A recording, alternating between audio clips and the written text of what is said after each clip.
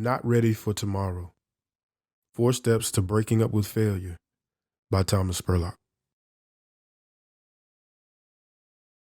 Failure. That feeling of failure was something I had grown used to. It wasn't the first time I had felt it, and it certainly hasn't been the last time.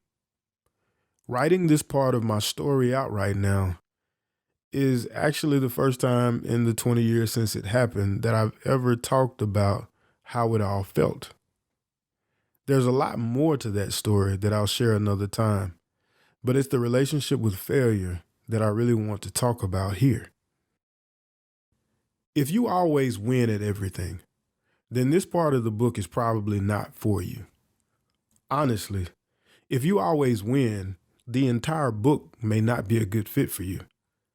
But if you know what it feels like to know that you have everything it takes to earn a better situation for you and your family, but you feel powerless to bring that dream to reality, then this is for you.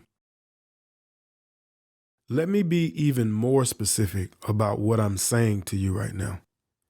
If you know that you have skills that you are not receiving a benefit from, if you know you have knowledge that you are not receiving a benefit from, if you know that you have experience that you are not receiving a benefit from, and if you are tired of knowing that you are wasting your time on things that don't benefit you the way you need them to, then this is for you. The only real failure is accepting excuses from yourself as to why you gave up on something or why you never tried.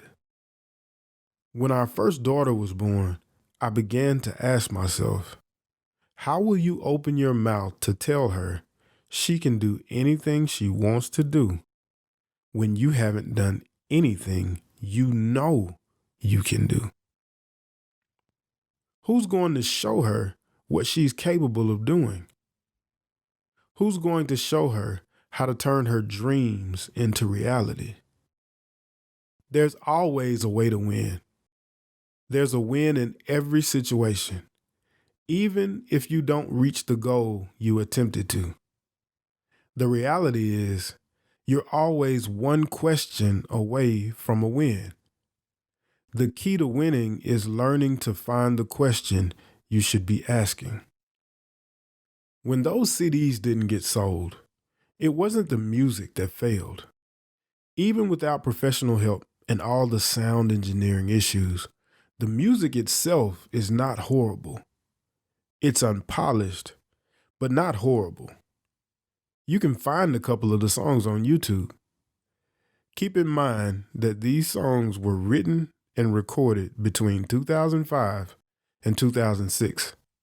We didn't use any compression, and we didn't have auto-tuning. If you are brave enough to go listen to them, leave a comment to let us know what you think.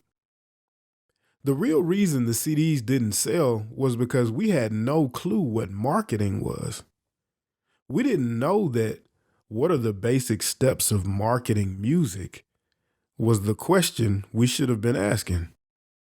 We expected that people would hear the music, tell other people about it, and we would be selling CDs forever. We thought that maybe we'd get a record deal and travel the world playing our songs to sold-out crowds.